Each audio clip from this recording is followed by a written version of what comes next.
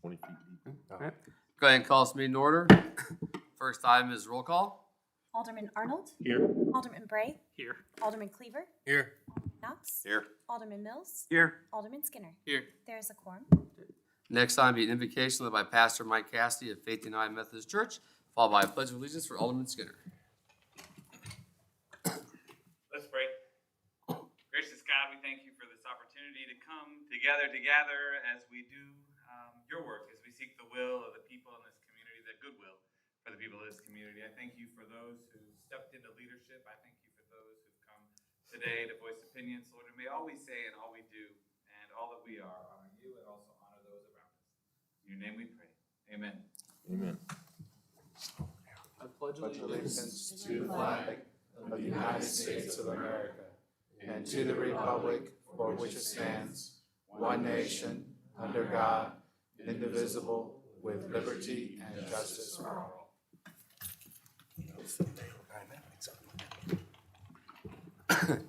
All right, next up is the approval of the agenda. Mayor, it's my understanding that a request has been made to add Jackson County assessment discussion under new business. Okay, I did receive that. So I entertain a motion then to amend the agenda to add discussion regarding the Jackson County assessment under new business. So moved. A motion by Alderman Skinner, have a second? Second. Second, Alderman Mills. Any discussion? All right, seeing none, all in favor of amending the agenda, please say aye. Aye. All opposed, nay. All right, agenda is amended. Seeing no proclamations, move on to public comment. We ask the citizens come forward to the podium and microphone, and please give your name and address for the record. And please sign in as well, so we have that for the record to make sure we have spellings and everything correct. Also, please limit your comments to 3 minutes. Do we have anyone who wishes to address the board this evening?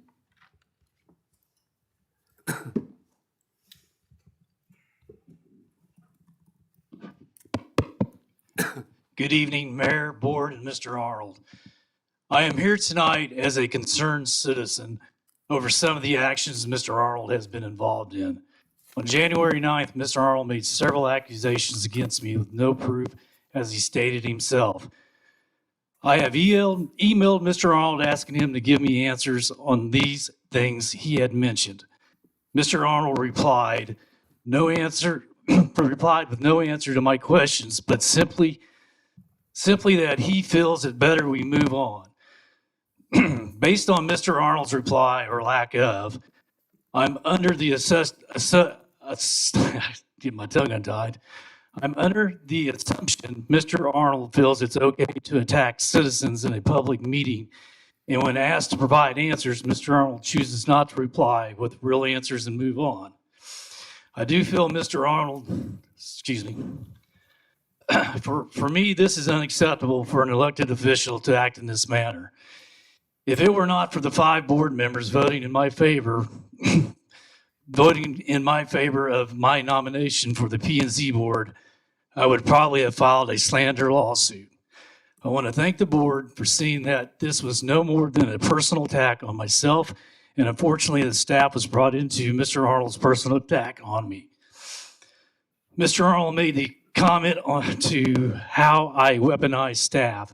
This would imply I have some power over staff. I am not employed by the city, nor am I an elected official, so this would be impossible. I want to be very clear.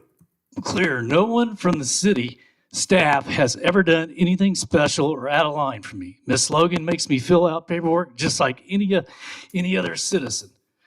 The same can be said for Mr. Trojan. I do feel Mr. Arnold abused his authority as an elected official when he put Mr. Trojan in the uncomfortable situation of answering his questions on January 9th. Mr. Arnold has put information out in such a way that has caused people to be very upset, to the point for the first time since I have been on the Planning and Zoning Board, some of us felt we needed an officer at our meeting. Because of Mr. Arnold's actions, I believe there should be some kind of disciplinary action taken, and I do believe Mr. Arnold owes me an answer to my questions and a public apology to myself, the board, and the staff. And I appreciate your time. And on another note, congratulations on 15 years of marriage, Mayor. Thank you. Anyone else wish to address the board? All right, seeing none, move on to the consent agenda. Mr. Mayor, I move that we approve the consent agenda. I got a motion by Alderman Skinner to approve the consent agenda. Do I have a second? Second. Alderman Arnold. Any discussion? Seeing none, all in favor, please say aye. Aye. All opposed, nay. All right, seeing no, Gosh, I'm sorry. Time's up. all right, seeing no previous business, move on to new business. Yeah, copy this. This will be discussion regarding the Jackson County assessments. Do we have copies of that? Yes. I know several of you had reached out. I know that a couple cities have done some different items regarding, I know Blue Springs recently passed a resolution asking the county to freeze the assessments at the 2022 level.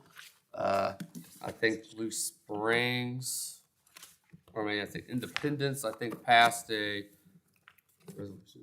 Was a resolution just exploring the possibility of joining the existing lawsuit against the county. So I don't think they actually have joined it. They're just looking into it. So we do have a resolution prepared for tonight similar to Blue Springs, where we would ask that the county consider keeping the rates or keeping the assessments at the 2022 level. A lot of that is due to the fact that the numbers we got today were that over 12% of the county has appealed their assessment. They've extended that date to July 31st now, so that number will only go up. We are required by October to turn in what our levy will look like for next year. At this point, I don't have faith that we'll have any idea really what's happening with the county to set that levy. So really, I think the amounts need to keep the same for that, because I'll tell you, at the current numbers we're getting, which are previous all the appeals and all that, we're looking at about a 40-cent levy decrease for the city, which is fine. I'm just doing that, but my fear is no matter what, we set it in October and then a lawsuit freezes it, or they decide to freeze it, then we're looking at being, is our levy accurate or not? I don't know.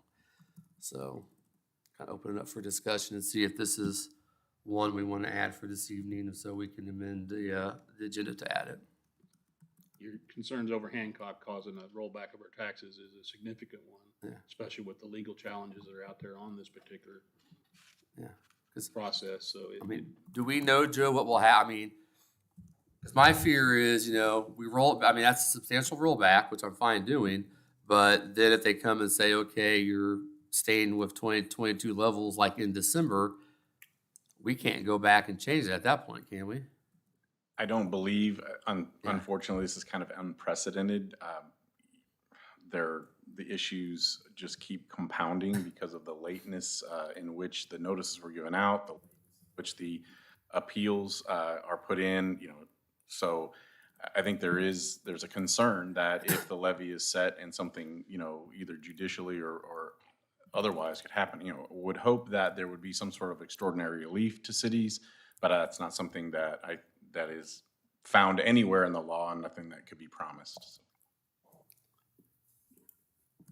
Seems like when we're talking about Jackson County, everything's kind of unprecedented. We just, have litigation because they couldn't get their act together on our wards being realigned, and now we're dealing with this. Do you have any thoughts or questions or? I have something I'd like to say, if the board would indulge me like Yep. a minute or two just to read this. I spoke to a lot of people around town. A lot of them are in the same boat that I am, or I'm in the same boat that they are. So just real quick, with regards to Jackson County and the 2023 property tax assessments, I'd like to express my views. First, I truly believe that the Jackson County has failed to properly assess large swaths of properties in accordance to state statute, even if they made an attempt at a physical inspection at all. This is causing stress and concerns among residents of not only Green Valley, but of all of Jackson County. It is my opinion that they are in violation of multiple state statutes, and they have continued to either double down on their unlawful actions or are showing a complete and total incompetence. County Executive Frank White has been mostly missing in action since this fiasco began. And the county has made it unnecessarily difficult to appeal the assessments. Members of Jackson County's assessment department refuse to admit fault, and in fact, they have spent even more of the taxpayers' money to defend their incompetency and the hiring of Tyler Technologies to handle the assessments. At this point, I believe the citizens' only hope lies in the ability to have a formal appeal hearing in front of the Jackson County Board of Equalization, where I trust a fair proceeding will occur since many of the informal appeal process is proving to be inadequate. Short of that, appealing to the State Tax Commission will be their last resort. Changing an unfounded 80% increase to an unfounded 20% increase isn't the corrective measure. It's extortion by misrepresentation, especially when hoisted upon those who are not adequately equipped to argue otherwise. It shouldn't be the senior citizens or other citizens' responsibility to prove an assessed value. It should be the Department of Assessments as per state statute, yet time and time again, I have heard stories otherwise. To the citizens, I feel your pain. My assessment jumped 162% this year. I too am working through the quagmire that they call an appeal process. This has been made even more difficult due to apparently impromptu changes in the process, overwhelmed phone systems, and email addresses that appear to be black holes. My sunshine request to determine what they base my appraisal on has still not been fully answered, as I've only received notice that it may be more than 30 days before they'll be able to get to me. This is well beyond my scheduled appeal. This travesty has impacts beyond personal financial burdens. It is likely it will cause financial impacts to city operations, as well if the assessments are overturned later and the cities and school districts across the county are forced to reduce levy rates due to the windfall in revenue. Raising levies afterwards will require a ballot vote, and no one likes to vote for tax increases. Cities and school districts will be left holding the bag. I intend to support a resolution condemning Jackson County Executive Frank White, the Jackson County Assessment Department, at the next Green Valley Board of Aldermen meeting. In addition to this, I would support a decision for our legal counsel to report back to this board options related to legal action against the county. In closing, I encourage all citizens of Green Valley to stand up, to speak out, call your state representatives and the Missouri State Attorney General. That's all I've got. Joe, do you know much about the laws? I mean, is Independence wanting to join on that class action? Is that the one they're looking at? I'm not at liberty to talk about that because our firm also represents Okay. the city of Independence. I do know that they are looking into that issue. That is something that, Is that based on the notifications not being in time, or is it that? I'm not I don't know the specifics Okay. of the claims in the suit. I would want to put forward a motion that kind of mimics Independence. I mean, your firm's already working on it. I'm sure you've already started the groundwork for that. I'd like to see, I mean, if I can read Independence, theirs was a resolution directing the city manager to consult with the city councilor to explore joining the class action lawsuit filed against Jackson County and others relating to the 2023 property tax assessments. And I'd like to see us make a motion tonight to direct our city manager and our city attorney to look into possibly joining that or other avenues for us to, have some sort of relief for our citizens and also just for us as a city. I mean, we're going to be in a financial burden kind of based off what we're hearing tonight. Does that even need to be in the form of a resolution really to direct staff to No, into that? technically resolutions are no different than motions and a voice vote, other than just the fact that they're written down. So they carry the same weight. So I can just make a simple resolution saying that. No, you We just make a motion make a and motion. direct staff to look into it and get back with us. Does it have to Now, I would is there a say- vote for that? Or do I Yeah, just- we would do a motion to vote. Okay. I mean, I would say if you're gonna look into that, I would say we go ahead and vote on the resolution also to ask the county to freeze them. Don't know if that'll do any good or not, but maybe it will if enough cities do. Then on top of that, make the motion to direct staff to look into possible legal action. So that could be two separate ones. Yeah. Does that make sense? That's my thoughts. Okay. So, well, first of all, entertain a motion to add, what's the resolution number? 2358. 2350. I would entertain a motion to add resolution 2358 to tonight's agenda. So moved.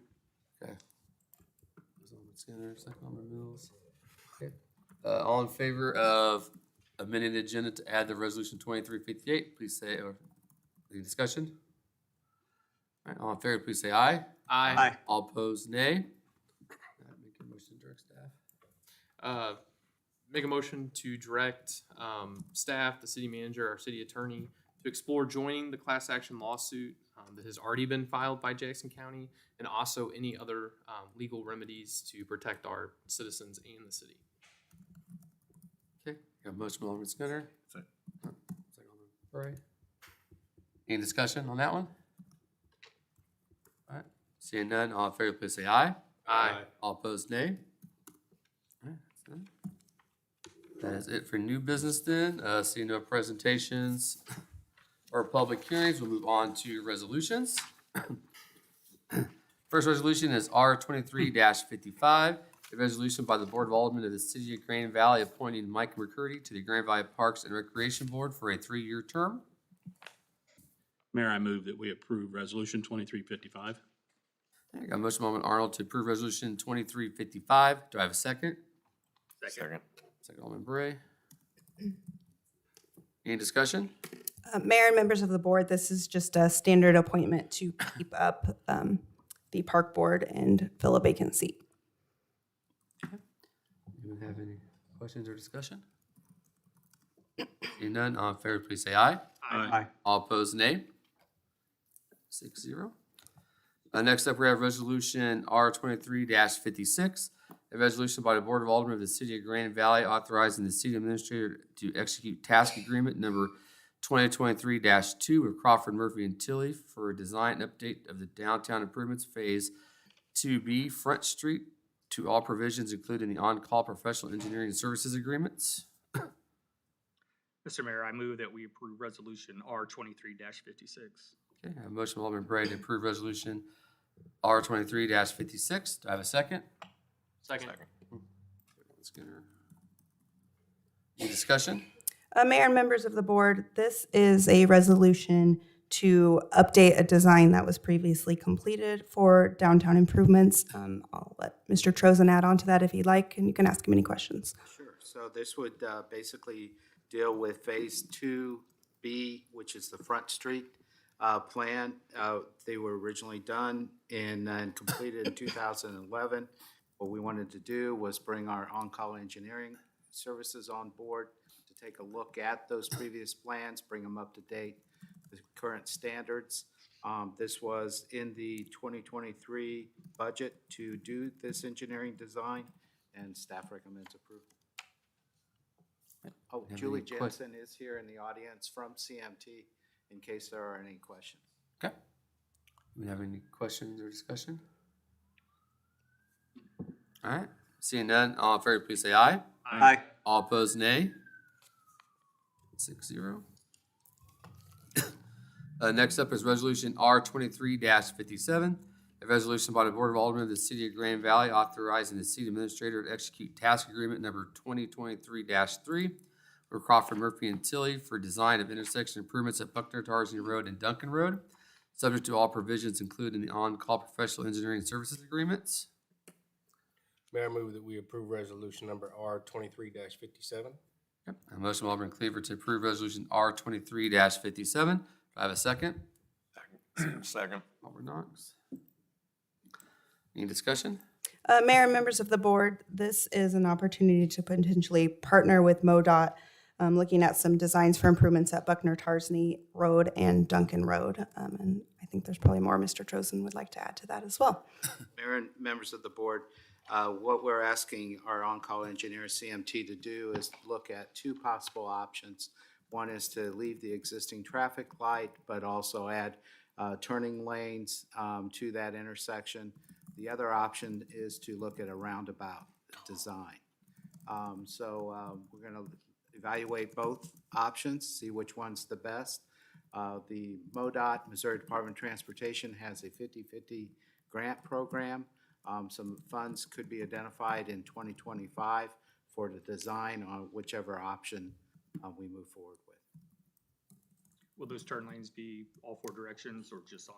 All four directions, the entire intersection.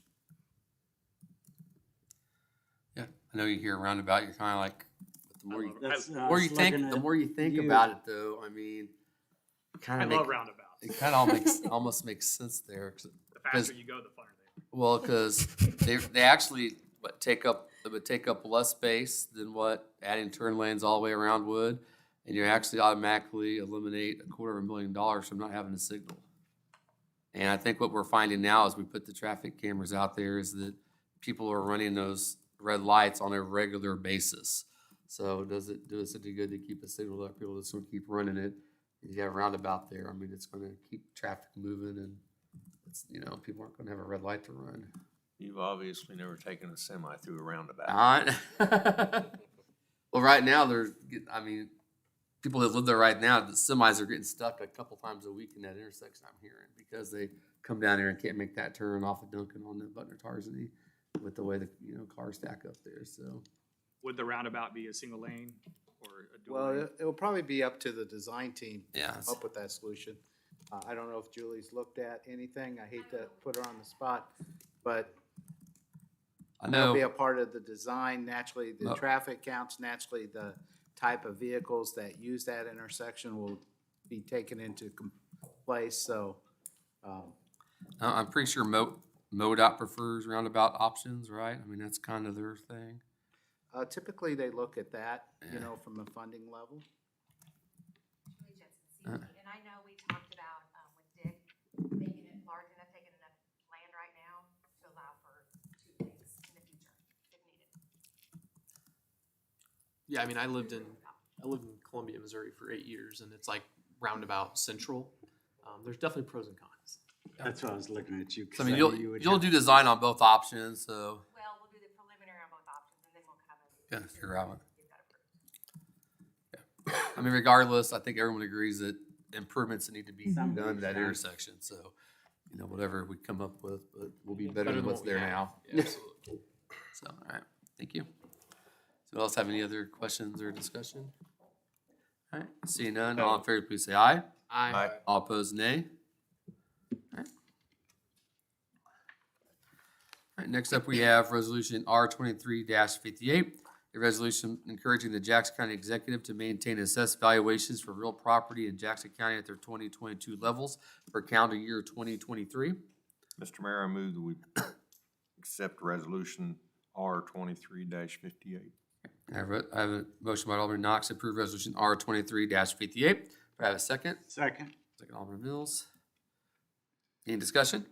Mayor and members of the board, this just goes back to the new business we recently discussed.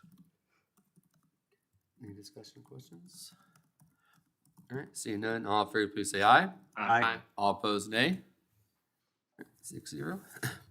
That's it for resolutions. No ordinances this evening. Next up, city attorney's reports. No report, Mayor. All right. Next up, city administrator and staff reports. I do not believe we have any reports this evening. Next up, Board of Alderman reports and comments. Alderman Arnold, At this time. Alderman Mills, Nothing at this time? Alderman Bray, I have nothing to see. Alderman Skinner, nothing. Alderman Knox. I was over yesterday evening, I believe it was, looking at our beautiful new police station. Has that got a flat roof? 'Cause it's looking awfully flat to me. I know in all of our design meetings, we said no flat roofs. I will have Mr. Murphy get back to you on that one. Well, I figured it was gonna have some kind of pitch to it. I don't know. Yeah, off the top of my head. Okay. All right, Alderman Cleaver. Nothing tonight. All right. As for mayor's report, I just have one thing this evening. Now that the smoke is cleared from 4th of July, I'm gonna talk about fireworks, but not in the sense you may think. So every year I get, multiple, messages on Facebook or emails regarding, why Grand Valley doesn't have a fireworks display. And I kind of always reply back that everyone else does, so I didn't feel like we needed to have one to spend money on something at that point. That being said, we were kind of looking at ways to improve one of our events here in town, that being the Main Street Spectacular. Last year, we moved the trail or retreat event from Butterfly Trail down to Main Street. It was very successful. I mean, it's probably our biggest event we do. Usually we have well over 1,000 people attend that event. Started kind of knocking around ways to maybe make that event even bigger this year. One thing we came up with possibly doing a fireworks-themed fireworks display. I was going to look at, raising money for that. And then recently we had the change in the partnership agreement to the Chamber of Commerce agreement, which was $15,000 out of our tourism fund. That money comes from our hotel tax, so there's only certain items that money can be spent on. So we have that $15,000 in there. I'm not by any means saying we spend all that money on something, but what I would like to ask is if the board would be willing to give us up to $7,000 for a fireworks display for Main Street Spectacular this year. I will go out and fundraise for that as well. 7 would be the max. Any money we can raise would come off of that and lower that amount. But in order to get a company booked and get them here, we need to guarantee 7,000. But I foresee that I'll be able to fundraise some money to get that number lower, what will actually be out of the city's pocket. So just want to throw that out there. It would be a fireworks themed display. We've already talked to a company. What did I say? Fireworks. Halloween fireworks display. It would be greens, oranges, purples. There would be some noises that would be the black ones. You can't see the black ones when you hear them. That's a joke because fireworks. But the site, they're looking at a couple different sites, but it'd be close to downtown in order to, give everyone an experience. I think our residents would really enjoy it. Plus, I know that event does draw people from outside of town in the town, so that's where it fits into the tourism fund, is it draws people in. So throw that out there. So we would, if someone's interested, we would entertain a motion to let us move forward with that and get that process started. And hopefully I can get it knocked down and may not be any money out of the city's pocket. I don't know, but we just want to get it set. So I like your idea, but as a fireman and fireworks, it's something that always is a concern. Just at this point, while you're in the planning, maybe a drone display or companies that do it. They were quite a bit more money. I reached out to several companies and didn't get any responses. Yeah. And I reached out to a couple different chambers that had done it in different cities across the country. And I think that was actually like I was looking at it for Christmas, but yeah, I know. Yeah, that would be really. I think there's a little more cost, but definitely that would be really. I mean, be awesome. Those are cool. I'd make a motion that we approve staff to look into a fireworks display for our Halloween. Okay, at a max of 7,000. Max of 7,000. Got a motion from Alderman Knox. Have a second. Second. Second, Alderman Mills. Any discussion? All right. Dale's a firefighter, he'll be manning the fire extinguisher. I'm guessing that it's a professional company, so I'm assuming they would have all their proper fire stuff down there. If needed. I would assume that like. 'Cause I think CJC has to come down. Yeah. I think they got to come down and inspect too, don't they? Before they. I think we used to do it at the fair. They did, yeah. I think they actually might have parked down there too while it was going on. So, and they're always at that event, so they may just be parked right there too. Any additional discussion? All right, see none. All in favor, please say aye. Aye. All opposed, nay. All right. That is all I have in my report, and we do not have a need for an executive session. correct. So unless someone has something else, we will adjourn.